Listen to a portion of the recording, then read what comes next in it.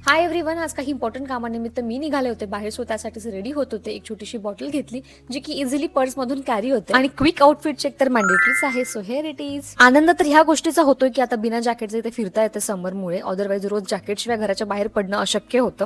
आजचं वेदर सुद्धा खूप छान होतं आणि इथले मेट्रो स्टेशन्स ना खूप डीप डाऊन असतात.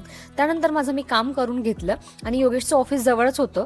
सो मी त्यांच्यासाठी वेट करायचं ठरवलं कारण ऑफिस संपायची वेळ झालेली होती. सो मी कुंसरा गार्डनच्या तिथे जाऊन बसले. इथे लोक फाउंटेन समोर बसलेले होते, एन्जॉय करत होते.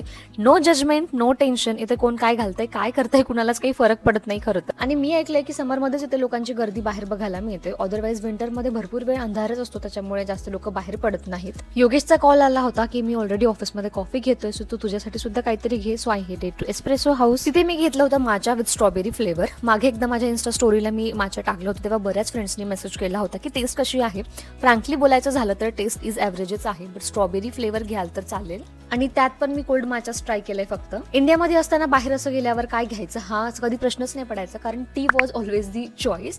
बट इथे तशी चहा भेटणं मुश्किलच आहे, म्हणून वेगवेगळे ऑप्शन मी ट्राय करत असते. पुन्हा थोड्या वेळ वाट बघितल्यानंतर योगेश सुद्धा आले. सो आम्हाला दोघांनाही खूप जास्त भूक लागलेली असल्यामुळे डायरेक्ट आम्ही घरीच जायचं ठरवलं. इंडियामध्ये होतो तेव्हा असं जर कधी बाहेर भूक लागली ना की भरपूर ऑप्शन्स असायचे, पाणीपुरी, वडापाव आणि लगेच खाऊन घ्यायचो. पण इथे खरं असं काही भेटत नाही आणि इथल्या गोष्टी आम्हाला ऑनेस्टली काही आवडत नाही, म्हणून घरी खाणं प्रेफर करतो.